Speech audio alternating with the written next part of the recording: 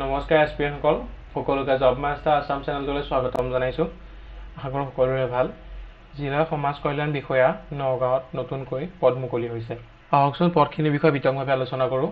ভিডিঅ'টো আপোনালোকে অলপো স্কিপ নকৰাকৈ শেষলৈকে চাব, তেতিয়াহে ভালদৰে বুজিব পাৰিব এই পদখিনিৰ বাবে কোৱালিফিকেশ্যন কিমান লাগিব, জবৰ লোকেশ্যন ক'ত হ'ব আৰু চেলাৰী কিমান হ'ব।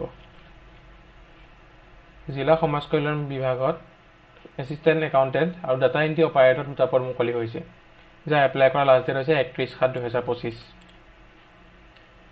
ইয়াৰে একাউণ্ট এছিষ্টেণ্টৰ বাবে পদ হৈছে এটা, ডাটা এণ্ট্ৰি অপাৰেটৰ IT বাবে এটা পদ। একাউণ্ট এছিষ্টেণ্টৰ চেলাৰী হ'ব 19,000 টকা, ডাটা এণ্ট্ৰি অপাৰেটৰৰ চেলাৰী হ'ব 10,400 টকা। একাউণ্ট এছিষ্টেণ্টৰ বাবে কোৱালিফিকেশ্যন বিচৰা হৈছে graduate diploma in accounts other discipline having accounts as subject, at least 3 years experience of working with the government non-government organization. Data entry operator বাবে graduation with working knowledge in computer IT with a minimum of 3 year experience, data management, process documentation and web-based reporting formats. Account assistant বাবে age limit হৈছে maximum 38 years. Data entry operator বাবে maximum age limit হৈছে 38 years. এইদৰে আপোনালোকে apply কৰিব। যিসকল candidate interested হয় তেখেতলোকে নিজৰ CVখন বনাব লাগিব। CVখনৰ লগত নিজৰ কোৱালিফিকেশ্যন আৰু এক্সপিৰিয়েঞ্চৰ চাৰ্টিফিকেট সকলোখিনি প্ৰিণ্ট আউট জেৰক্স কাটি দিব লাগিব। আৰু আপোনালোকে district social welfare office Nagaon Assam আপোনালোকে এই এড্ৰেছটোত পঠাব লাগিব। যিসকল কেণ্ডিডেট ইণ্টাৰেষ্টেড মানে চিলেক্টেড হয় তেখেতলোকে ৰাইটিং টেষ্ট আৰু স্কিল টেষ্টৰ বাবে আহিব লাগিব।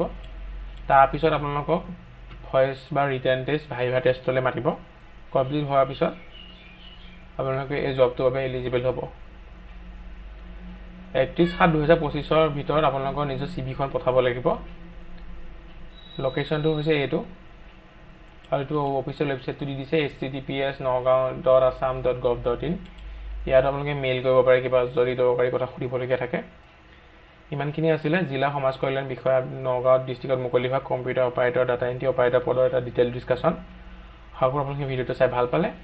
যদি ভিডিঅ'টো চাই অলপ হ'লেও লাভজনক হ'ল বুলি ভাবিছে তেন্তে লাইক কৰিব, লগৰ বন্ধু বান্ধৱীৰ সৈতে শ্বেয়াৰ কৰিব, লগতে চেনেলটো ছাবস্ক্ৰাইব কৰিবলৈ নাপাহৰিব। ধন্যবাদ।